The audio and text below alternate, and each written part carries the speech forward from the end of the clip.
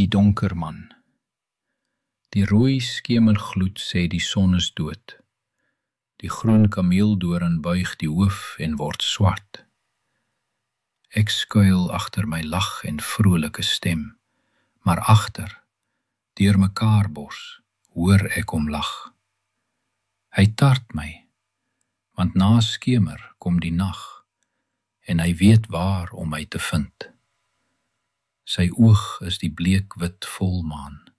Ek struikel, hardloop na die lig, steek elke kers op, maar daar is oë op my rug.